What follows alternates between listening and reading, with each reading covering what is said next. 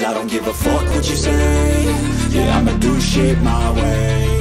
So you can go kick rocks, I'ma stack bricks. Hey, bonjour tout le monde, j'espère que vous allez bien. Bienvenue dans une nouvelle vidéo dédiée à Grafana et Prometheus. On va s'intéresser dans une succession de vidéos à réaliser un petit TP pour réaliser un dashboard. Ce dashboard en fait qu'on va réaliser au fur et à mesure. Vous allez voir que c'est pas très compliqué. Ça permet de voir pas mal de petits cas de figure. Alors ça permet pas d'avoir des dashboards ultra élaborés, mais d'avoir quelque chose qui peut être relativement sympa, facile à utiliser. Et vous allez voir que ça va être assez simple. Alors pour faire ce dashboard, je me base sur quoi? Vous voyez qu'on s'intéresse à Scylla, donc qui est un moteur de base de données. Pour retrouver les informations de Scylla, vous pouvez aller sur le GitLab, vous avez le lien dans la description. Et si vous voulez avoir la stack en question, vous allez sur Vagrant Stack et vous prenez donc ce dépôt. Et dans ce dépôt, en fait, j'ai simplement lancé ce qui est dans Scylla ici, qui lance un cluster Scylla avec toute la stack de monitoring, également le dashboard en question, donc Grafana, le dashboard, tout se met en place. Là, je suis en train de simuler le fait que j'injecte des datas. Pareil, avec Bentos ici, vous voyez qui est en train de tourner. C'est automatique, vous pouvez le lancer directement depuis une machine, donc c'est assez simple. En gros, qu'est-ce que j'ai? J'ai 3 machines donc pour réaliser ce cluster Scylla, et à l'extérieur, j'ai un Prometheus avec Grafana. C'est exactement la même chose que ce que j'ai fait également sur Cassandra, puisque Scylla et Cassandra sont relativement similaires. Là, en l'occurrence, l'avantage, c'est que Scylla fournit directement un exporteur qui est scrappé par notre Prometheus qui est ici, donc qui est situé au même endroit que le Grafana. Si on regarde les targets, on scrape ici le 9180 sur la route /métrique. Alors on a le endpoint dédié au métrique, vous voyez, de Scylla, et le endpoint dédié à Node Exporter. Tout ça est installé vraiment. Je vous invite à aller voir ce dépôt Vagrant File Scylla. Il y a plein de choses dedans. Tout est organisé. Vous pouvez faire Vagrant Up et le lancer directement. Si vous n'avez pas assez de RAM éventuellement pour faire tourner les éléments, vous pouvez supprimer un nœud du cluster Scylla. Vous lancez par exemple que 3 nœuds ou que 2 nœuds, même éventuellement c'est possible. Alors on va se lancer tranquillement aujourd'hui, puisque déjà on a passé un petit peu de temps à ce que je vous explique les éléments. Nous, ce qu'on va faire, on va essayer de réaliser déjà la première partie de l'entête en fait de ce dashboard. Alors vous voyez que c'est un dashboard qui est décomposé donc sur une première partie qui est assez générique, sur des éléments qu'on veut rapidement avoir, donc un petit logo pour le côté sympa et te dire tiens on va voir comment intégrer un logo. À côté on a le nombre de nodes joignables, non joignables. On a également ici le nombre d'opérations de lecture par seconde et d'écriture par seconde sur l'ensemble du cluster. On a la même chose ici, mais sous forme de graphe en termes d'évolution à ce moment-là. Alors je vais couper à côté pour éviter d'avoir trop de bruit, parce que j'ai mon ventilo qui tourne. Voilà, on va couper le Bentos, donc on va plus avoir d'écriture, ça va se calmer un petit peu.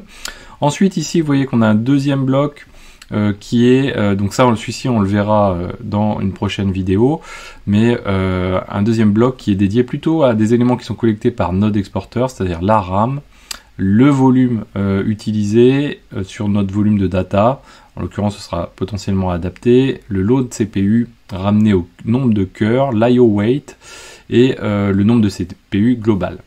Vous voyez qu'ici, encore une fois, des informations, donc après une information instantanée, c'est-à-dire où est-ce qu'on en est tout de suite maintenant, une évolution de certains de ces éléments sur la durée, le request par seconde qui est juste une agglomération de ce que l'on a au-dessus, donc un cumul du nombre d'écriture et de lecture, le load CPU qu'on retrouve ici, et l'IO weight qui est donc la déclinaison de ce qu'on a ici. On a ensuite un tout petit volet, donc ce qu'on appelle des rows dans Grafana. On va voir comment les réaliser avec les connexions. À la fois les connexions, les connexions globales à droite au niveau du serveur, et ensuite les connexions listées par Scylla. Un autre bloc, encore une fois, celui-ci il est dédié plutôt aux lectures, aux écritures, avec les latences en particulier, et puis au niveau des caches, les partitions, l'éviction des partitions et le Bloom filter. Alors l'objectif de ce tuto et de ces tutos, ça va pas être de rentrer dans le détail de ce que ça représente. Là le but c'est vraiment de se concentrer sur l'utilisation de Grafana plus qu'autre chose. Ensuite il y a une partie dédiée au disque, donc on va retrouver les IOPS, les queues d'écriture disque, les queues de lecture, la taille des disques en question, qui, j'y reviendrai, peut être, donc dans le cas de Scila, en production, généralement, on va aller plus loin que simplement monitorer slash, qui n'est pas forcément suffisant. Ensuite, on a une partie dédiée au cache, à d'autres parties d'autres éléments du cache, le cache row, le cache partition, qui sont des caches différents, et leurs utilisations ainsi que les insertions et les évictions de ces éléments-là.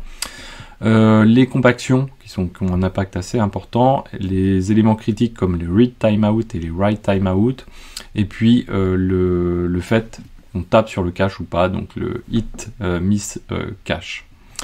Donc ça, voilà un petit peu pour la présentation de ce que l'on va réaliser. Nous, aujourd'hui, comme je vous disais, on s'intéresse vraiment que à ce petit bloc-là, ainsi qu'au logo qui est juste au-dessus. Alors ce qu'on va faire, on va ouvrir un deuxième dashboard. Pour que ce soit plus facile, je vais plutôt faire du commentaire et de reprendre ce qui a été fait, plutôt que de faire quelque chose qui va durer plus longtemps si je le fais vraiment complètement moi-même. Alors, hop là, ce qu'on va faire, on va créer un autre dashboard, nouveau dashboard. On va pouvoir enregistrer d'emblée pour lui donner un petit nom à ce dashboard. On va l'appeler, dans mon cas de figure, Scila 2, vous pouvez l'appeler dashboard autrement, il n'y a pas de souci. On sauvegarde d'ores et déjà pour déjà poser les bases de l'élément. Première chose, donc on va s'intéresser à intégrer ce petit logo de Scila. Donc ça c'est assez simple. On ajoute un panel, puisque tous les éléments qui sont situés dans le dashboard ne sont que des panels, globalement, sauf les listes déroulantes. Pour ajouter ce panel, on va avoir le choix donc d'ajouter différents types de panels. Alors un vrai panel, un row. Le row, c'est les séparations qu'on a vues qui sont cliquables pour étendre ou réduire. Et puis éventuellement des panels qui peuvent venir de librairies spécifiques. Nous, on va rajouter un panel simple. Ce panel, comme vous avez vu ici, l'objectif, c'est pour ça que je garde les deux ouverts, c'est que vous montrer en même temps, vous expliquer au passage. Vous voyez qu'ici, on n'a pas d'en-tête et on a quelque chose finalement de très épuré. Alors pour faire à peu près cet élément-là, on va supprimer le titre, on va rendre transparent le background, on va aller chercher une image sur internet et on va se servir de ce dépôt-là. Alors du coup, ça veut dire que cette image ne fonctionne que si vous êtes sur une machine qui va accéder à l'extérieur. Et on va aller, on va mettre ScilaDB, logo, PNG, hop, comme ceci. On va se rendre dans Images ici, et on va dire, tiens, on va prendre celle-ci, ça doit être exactement la même, et Open Image, New Tab. Donc je récupère le lien en question. Pas la peine de se préoccuper de la taille, vous allez voir que ça se gère plutôt bien avec Grafana, assez souvent, pas toujours, mais assez souvent. Nous, ce qu'on va mettre ici, on va mentionner que l'on est en mode texte. Alors c'est pas que du mode texte, vous voyez ici à droite, vous avez la possibilité d'avoir du Markdown, du HTML et du code. Alors ça tombe bien, du Markdown, du coup ça va être du HTML, pardon, ça va être assez simple à manipuler, puisqu'on va pouvoir passer une balise IMG pour pouvoir ajouter le lien vers notre fichier distant. On va lui passer l'URL en question et on va fermer la balise au passage. Donc là, si je clique, voilà, j'ai déjà quelque chose, je peux faire Apply. Vous voyez qu'ici, si je passe, je me promène, ici on voit qu'on a un petit angle qui s'affiche. Vous voyez que si je veux réduire la taille, je peux le faire assez facilement. Et là, je peux sizer les choses comme il faut. Donc ça, c'est un premier élément. Donc on peut enregistrer au fur et à mesure. L'avantage, c'est quand on enregistre au fur et à mesure, c'est qu'on va avoir des commits qui vont être réalisés. On va pouvoir voir les différentiels. On va pouvoir voir aussi revenir éventuellement en arrière si nécessaire. Donc là, on peut dire add logo, par exemple. On sauvegarde. Une fois qu'on a sauvegardé, on va pouvoir continuer un petit peu notre petit bonhomme de chemin. Ce qu'on va vouloir faire, c'est cette liste déroulante ici sur le nom de cluster. Donc le nom du cluster, en l'occurrence Xavki pour mon cluster Scila. Ce qu'on va faire, on va se rendre dans variable ici, on va ajouter une variable, on va donner un nom à cette variable, donc nous on a dit c'était cluster. Alors cluster en minuscule pour le nom de la variable spécifiquement, et là c'est le nom d'affichage de la variable juste en dessous qui est le label, on va dire cluster avec une majuscule, comme ça c'est un peu plus joli. Une variable, on va pas forcément chercher à avoir la majuscule. Un label, on va chercher à avoir une majuscule pour afficher les choses correctement. Nous, on va chercher dans Prometheus et on va regarder ici, hop, je vais vous montrer, du coup on va faire la même chose.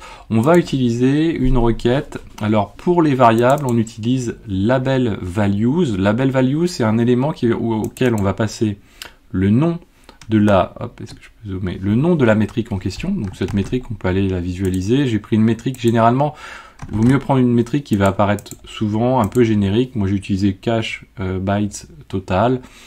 On pourrait en utiliser d'autres. Souvent, c'est bien d'utiliser plutôt des métriques type up. Il y a des métriques extrêmement génériques qui peuvent être utilisées. Alors, je ne sais plus si on n'a pas, par exemple, info, s'il a info. Non, on n'a pas ça. Ou version, s'il a version, peut-être. Voilà. Celui-ci est aussi très intéressant. Souvent plus pratique à utiliser. Donc, nous, on va utiliser celui-ci, par exemple. On va utiliser donc label values.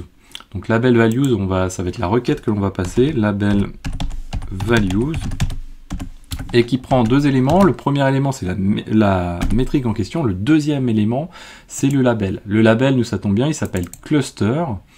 Et donc ce label cluster, on va le mentionner donc en deuxième élément. Si je clique à côté comme ça, ici, je vais avoir un preview, ici, vous voyez en bas, qui va s'afficher. Potentiellement, je pourrais afficher plusieurs clusters à la fois. Je peux permettre du multi-value, ou au moins je peux permettre aussi d'avoir à la fois du multi-value ou de sélectionner un all. On verra ça un petit peu plus tard, c'est pas forcément nécessaire tout de suite. Autre élément important, si jamais vous avez simplement, vous pouvez pas passer par label values pour collecter l'élément, le label en question. Peut-être que ça pourrait être un label composite, hein. Par exemple, si alors ici ça s'y prête moins, mais on pourrait récupérer par exemple Scylla ici, ça serait pas très compliqué puisque vous voyez que vous pouvez aussi utiliser une regex, un pattern que vous allez appliquer sur la query que vous avez au-dessus. Et c'est bien une query, c'est-à-dire que ici vous allez pouvoir par exemple appliquer également des filtres. On pourrait filtrer par exemple comme ceci, si j'ai un data center, mettre DC égale quelque chose, quoi. Donc ça c'est un élément, et on peut aussi mettre en cascade des variables, c'est-à-dire avoir une première variable qui va être par exemple ici je récupère le cluster, et une deuxième variable qui va dépendre de la première variable en tant que filtre et qui va permettre d'affiner les choses. Peut-être qu'on verra ça par la suite. Donc là on va appliquer et on va sauvegarder directement. Voilà, ouais, on peut sauvegarder. Ouais, on va le faire juste après, on va juste visualiser avant, c'est quand même plutôt une meilleure pratique. Vous voyez que maintenant on a notre liste déroulante ici qui se base sur ce qu'on avait avant. Alors attention, dans les listes déroulantes, toujours faire attention à pas prendre des choses qui vont requêter un très gros volume de données, parce que derrière ça veut dire qu'à chaque fois que vous allez charger votre dashboard, vous allez requêter beaucoup de données. Les regex peuvent être consommatrices également au passage, donc du coup il vaut mieux faire attention. Ici on va mettre par exemple cluster. Liste, ouais, on peut mettre drop down, enfin peu importe, voilà. Donc ça c'est un deuxième élément. Ensuite maintenant on va faire un séparateur pardon, de type row pour faire la même chose que ce qu'on a ici, cluster overview, et mettre le nom de ce qui est sélectionné ici au-dessus. Donc pour faire ça on va cliquer ici, nous on va vouloir rajouter ici, on va rajouter un row, et donc ce row, hop là, alors oui, nous l'a placé juste au-dessus. Pas grave. Alors pour changer un row, ce qu'on va faire, c'est qu'on va se positionner comme ceci. Voilà. Il faut toujours. Alors parfois, faut jouer un petit peu sur les choses un petit peu à tâtons. Donc nous, on a dit cluster overview, ceci. Et là, on peut utiliser d'ores et déjà la variable cluster avec le petit C majuscule qu'on a mis comme ceci. Alors vous voyez que on pourrait mettre sur un même dashboard l'ensemble des clusters. Vous voyez qu'on peut affecter pour un row donné une variable et faire en sorte que on répète autant, une variable ou un autre élément, et qu'on le répète autant de fois que l'on a d'itérations. Donc là on va faire update, et vous voyez que là désormais on a Xavkey. Si je faisais dérouler et que j'avais un autre cluster, Xavkey 2, j'aurais Xavkey 2, etc. Là on peut enregistrer, on va dire qu'on a add first row, voilà, peu importe. Et maintenant, alors on n'est pas obligé de le faire à chaque fois, hein, là c'est vraiment pour la démo que je vous le fais comme ça. Maintenant on va rajouter le nombre de nœuds. Donc le nombre de nœuds qui est affiché sous cette forme-ci, vous voyez, avec des petits blocs. Donc on va faire edit. Alors sur quoi on se base? On se base sur le ScyllaDB current version. Donc le ScyllaDB current version, c'est celui qu'on a utilisé précédemment. C'est exactement le même, je vérifie, mais oui, c'est bien ça. Et derrière, on va juste compter le nombre de machines que l'on a dans notre cluster. Pour faire ça, très simple, donc on va continuer à ajouter un panel, toujours à l'intérieur cette fois-ci de notre row, et on va dire add a new panel. On va chercher à avoir un affichage de type stat, comme ceci. On va le mettre transparent. On va venir coller ici donc en mode code notre promql finalement, donc notre ScyllaDB current version. Ici on sait qu'on va faire une sélection sur le cluster, donc on va mettre cluster qui est le nom du label. Ici égal suivi d'un tilde. Le égal suivi d'un tilde, ça va permettre d'avoir éventuellement d'utiliser des wildcards qui vont permettre par exemple, et également en même temps, pardon, d'utiliser dans la liste déroulante si vous souhaitez sélectionner plusieurs valeurs, ce qui n'est pas notre cas ici, mais on pourrait très bien avoir des cases à cocher pour sélectionner plusieurs valeurs, il faut avoir le égal tilde pour pouvoir l'utiliser. Donc entre double quote, cluster tout simplement. Donc là, vous voyez qu'on a une répétition. Alors pourquoi on a une répétition? Pardon, on va faire un count dessus. Count. Voilà, comme ceci, assez simplement. Donc là, on se retrouve avec notre 3. On va supprimer le titre, on n'en veut pas. Vous voyez qu'ici, on a un début, c'est un graphe, comme on l'a dans l'exemple ici, un graphe avec un numéro au-dessus. Nous, le graphe, on ne le veut pas. Donc on va cliquer sur None, tout simplement. La légende, pareil, on n'en veut pas. Donc on va aller la supprimer. Donc, oui, cet élément-là, c'est la légende. Donc nous, on veut du instantané, première chose. On veut éventuellement en mode table, c'est pas forcément très important. Et derrière, on va dire qu'on veut du custom. On va supprimer l'élément qui est là. Enfin, on va passer peut-être en time series.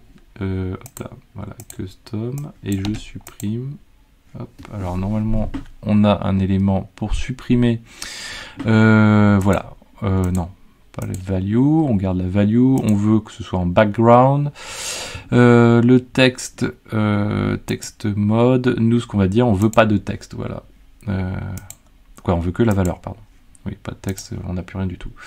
Voilà, ah oui, on avait quand même un titre, j'ai supprimé le titre. Le titre, nous, c'était nodes. Donc on va garder le titre, on va se rendre ici, nodes, et on va appliquer. Donc là, on a déjà une première brique, comme ceci, qu'on peut réduire, vous voyez, tranquillement. Voilà, alors l'idéal, c'est quand même de pouvoir lire ce qui est dedans. Voilà. Donc nous, on va maintenant s'occuper des unreachable nodes. Alors comment on peut le faire? On va le faire assez simplement, nous, finalement, c'est qu'on va passer toujours par ce qui a été scrappé en fait dans notre cas de figure, et on va se rapporter au cluster en question. Donc pour faire ça, très simple, on va utiliser scrap samples scrap qui est fourni par Scylla, si je ne m'abuse. Hop, on le retrouve ici, voilà. Là en fait, ce qu'il fait, pardon, pas que par Scylla node exporter. Ce qui nous permet ici de se dire, finalement, un nœud qui n'est pas disponible, c'est un nœud où, finalement, un de ces éléments-là ne va pas pouvoir répondre. Que ce soit node exporter ou Scylla, on fait un raccourci en se disant c'est ça. Et donc là, on va compter ce nombre de nœuds. Alors on va faire quelque chose d'un petit peu particulier, c'est qu'on va dire, soit je n'ai rien, et un rien, ça affiche une data nulle, qui n'existe pas, donc le 0 ne s'afficherait pas. Mais comme moi je veux afficher le 0, ça veut dire que si j'ai rien avant, je vais afficher un vecteur de 0. Donc ça me permet d'afficher le 0. Parce que si je fais comme ceci, normalement, voilà, on va se rendre ici. Donc là, on va éventuellement, pour garder la même mise en forme, ce qu'on peut faire ici, c'est dupliquer la case en question, hop, la remettre en dessous. Ici, pendant qu'on y pense, on va mettre unreachable, voilà, comme ceci. On va toujours garder les mêmes éléments. On va ensuite, ici, mentionner qu'on fait un count, vous voyez, égal à 0, et derrière, le, alors, person close, voilà, left, hop, voilà, non, j'en ai un de trop, voilà, comme ceci. Donc vous voyez, quand j'ai pas de data, ici j'ai plus d'erreur, hein, mais je n'ai pas de data, donc du coup il met no data. Moi je veux afficher 0, je veux pas no data. Donc pour afficher 0, c'est que je vais dire ok, sinon si je n'ai pas de valeur, donc or vector 0. J'oublie pas de fermer et d'ouvrir la parenthèse comme il faut, et là du coup je me retrouve avec mon 0 qui est bien affiché. Ensuite, on a le threshold ici sur lequel on peut jouer, c'est-à-dire que si j'ai une valeur de 1, au-dessus de 1, je vais passer en rouge, comme ceci. Donc la couleur va en plus s'adapter. Je vais appliquer, et du coup je me retrouve bien avec ce que j'avais tout à l'heure. Ce que j'ai à côté. Donc là on va s'intéresser maintenant aux reads, aux opérations de reads. Donc là on va pouvoir toujours dérouler un petit peu notre scénario. Pour les reads, on va utiliser Scila, hop, ici, Scila, Storage Proxy Coordinator Read Latency Count. Et dedans, donc on a plusieurs types d'éléments qui passent par le proxy, et parmi ces éléments, nous ce qu'on veut récupérer, c'est le statement, si je dis pas de bêtises, alors on va le retrouver plus rapidement ici. Scheduling de type statement, et bien sûr, nous ce qu'on veut, c'est le récupérer sur notre cluster en question. Par ailleurs, pour pouvoir afficher une valeur qui est à peu près valable, ce qu'on va faire, c'est qu'on va faire un taux, une moyenne finalement, du nombre d'opérations par seconde sur l'ensemble du cluster. Donc première chose, j'ai 3 machines sur le cluster, donc on va être obligé de faire une somme du calcul qu'on a en dessous, de manière à agréger les données des 3 serveurs en même temps. Vous voyez, si on regarde ici, on a 3 serveurs. S'il a 1, alors s'il a 1, s'il a 2, s'il a 3, nous ce qu'on veut c'est le cumul de l'ensemble. Ensuite, je suis où là? Hop. Ouais, je suis pas au bon endroit, mince. Ah oui, on va continuer l'explication ici. Dedans ensuite, ce que je veux c'est le calcul d'un rate en fait, donc c'est une évolution par seconde du nombre d'opérations en question. Donc un rate sur 1 minute. Voilà, il faut adapter un petit peu à la fréquence de scrap que l'on a. Donc là, pour adapter à la fréquence de scrap, on va même passer un $_ intervalle qui va permettre de s'adapter à la fréquence, à la plage de temps que l'on va avoir juste au-dessus, sur lequel on va pouvoir jouer juste au-dessus ici. Donc nous, on va prendre l'ensemble de cet élément-là. On va ensuite recréer, donc vous voyez qu'on utilise toujours notre objet de type stat, notre panel de type stat, donc on va rajouter un panel comme ceci, on va dire qu'il est de type stat ici, on va mentionner ici, alors il me semble, soit je l'ai mis, ouais voilà, comme ceci, en read, comme ceci, read par seconde, comme ceci, on va le rendre transparent, on va coller notre requête ici. On n'oublie pas de mettre toujours une sélection sur le label cluster avec notre tilde, et on a dit le statement. Ensuite, on va supprimer, comme on l'avait fait tout à l'heure, on va supprimer l'affichage du graphe en question ici. Donc on a déjà un chiffre. Maintenant, ce qu'on veut faire, c'est afficher une unité. Donc pour choisir une unité, ce qu'on va faire, on va dire ops, je pense qu'on va retrouver quelque chose, voilà, ops par second, comme ceci. Et là, on se retrouve avec ce qu'on souhaite. On est bien sur les lectures, donc du coup, on va pouvoir faire la même chose après sur les écritures. Donc là, on va réduire un petit peu la taille. On va essayer de bien s'aligner avec l'autre. Voilà.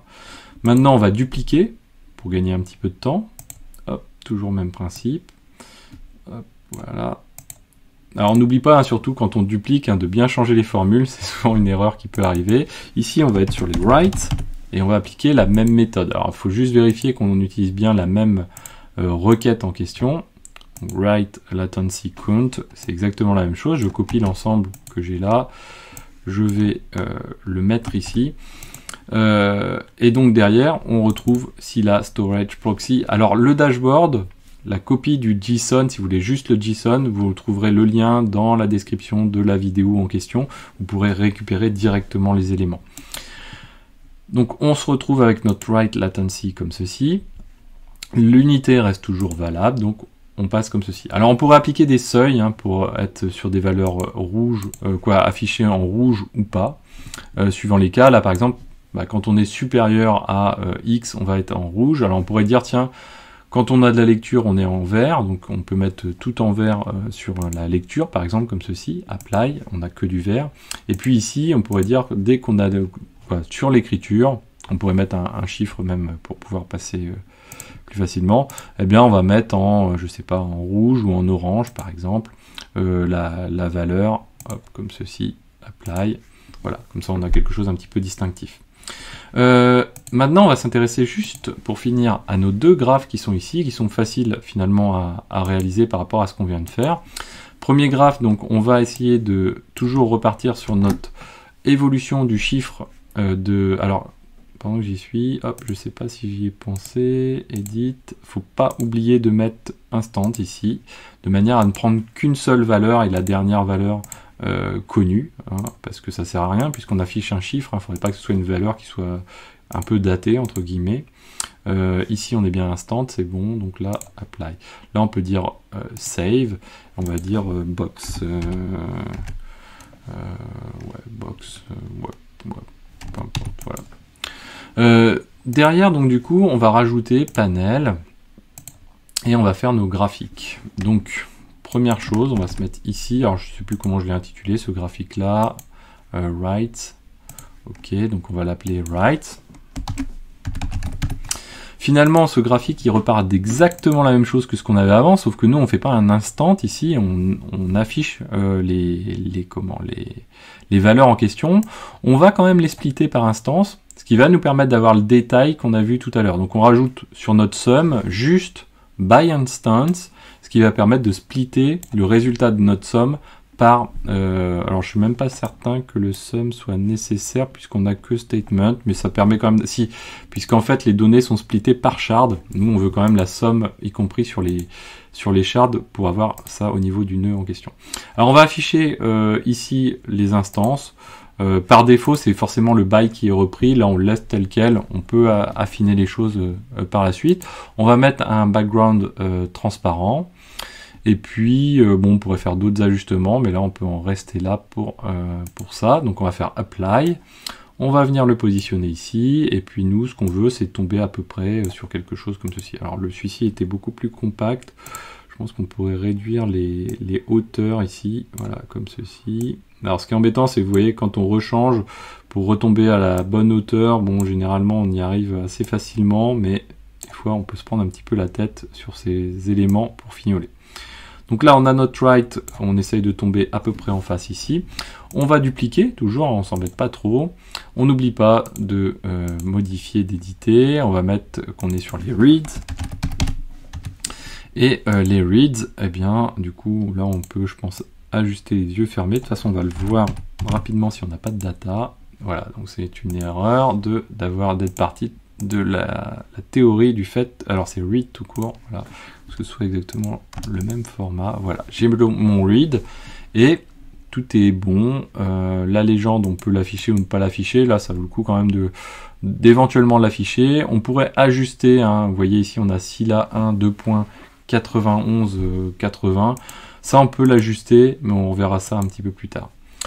Derrière, on peut aussi ajuster, vous voyez ici, la taille l'épaisseur du trait, hein, du graphique en question.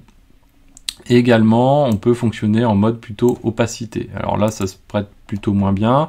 Si on veut faire un mode opacité, il faut mieux être plutôt sur des durées courtes quand on a des événements courts, comme c'est notre cas. Là, bon, on pourrait potentiellement le faire. Comme ceci par exemple, edit, et on pourrait empiler, hein, tout simplement les éléments. Donc pour faire ça, c'est pas très compliqué. On va se rendre ici, on va dire déjà qu'on veut quelque chose qui va être opacifié. On veut quelque chose éventuellement avec un degré de transparence, qu'on peut mettre comme ceci. Et puis derrière, ce qu'on peut faire, c'est choisir tout simplement de stacker les choses. Donc on peut mettre un stack, non pas en pourcentage, parce que c'est un peu plus complexe à lire, c'est pas toujours si évident, mais là on peut le mettre comme ceci. Et là du coup on sait que on visualise en même temps la valeur par serveur directement, et également la valeur totale de cette manière-ci. Donc ça c'est assez sympa. On peut le faire sur le read également, donc c'est assez rapide. Comme ceci. Donc généralement moi je supprime les bordures quand je mets un fond plein quoi, en fait, hein, de l'élément en question. On peut afficher les points, mais là ça n'a pas d'intérêt. Derrière on va aller stacker comme on l'a fait tout à l'heure en mode normal comme ceci. Donc là on peut apply. Bien important, très important ici de se dire la plage de temps sur lequel on veut travailler et la fréquence de rafraîchissement. Si vous mettez une fréquence de rafraîchissement très courte, ça veut dire que si beaucoup d'utilisateurs utilisent vos dashboards, ils vont se rafraîchir partout, quoi, tout le temps. Donc beaucoup de requêtes. Donc il vaut mieux mettre des plages de temps relativement longues par défaut ou pas de plage de temps du tout, c'est-à-dire un off complètement. Donc là on n'oublie pas d'enregistrer surtout. On va sauvegarder. On peut relancer derrière si on veut visualiser un petit peu mieux les choses. On va relancer notre Bentos qui est situé sur le Sicile External Server. Je le relance. Donc n'hésitez pas à les visualiser vraiment dans le background file. On va faire une playlist dédiée à Scylla. Donc ce sera l'occasion d'expliquer comment il a été fait. Nous on va se mettre en rafraîchissement à 5 secondes parce que voilà, on veut quand même quelque chose de très frais. On va se mettre à 15 minutes. Et là on voit que ça y est, c'est parti pour les écritures qui vont se stacker. Alors on a des, vous voyez, on a gardé les points, ce qui est pas terrible. On va le modifier, c'est l'occasion de le voir. On a les points qui sont conservés, style solide. On n'a pas de dot ici, mais c'est ceux-là, voilà, qui sont restés. On va faire apply. Hop. Donc on a le fait d'utiliser les points et on a aussi par défaut la taille des points. Là on avait une taille de points qui a été mentionnée. On va l'apply comme ceci. Et là, c'est parti, donc c'est en train de fonctionner tranquillement. Voilà, j'enregistre une dernière fois. Hop, alors j'ai pas mis de commit, hein, c'est pas grave. Derrière, si vous voulez checker les versions, vous pouvez aller vous rendre sur version ici, et vous voyez qu'à chaque fois qu'on a mis des commits avec quelque chose qui peut être plus ou moins parlant, hein, c'est pas trop notre cas, vous pouvez derrière ensuite revenir, restaurer, vous voyez, à la version où vous étiez, comparer même les versions entre elles, hein, donc vous cliquez comme ceci, et vous allez pouvoir comparer qu'est-ce qui se passe entre les deux, etc. Nous on revient sur notre dashboard. Voilà, on a quelque chose de fonctionnel, j'espère que cette vidéo vous a plu, n'hésitez pas à la partager, à mettre des pouces bleus, à commenter, et dans la prochaine vidéo, on va continuer à compléter ce dashboard, et moi je vous dis à très bientôt sur Xavki.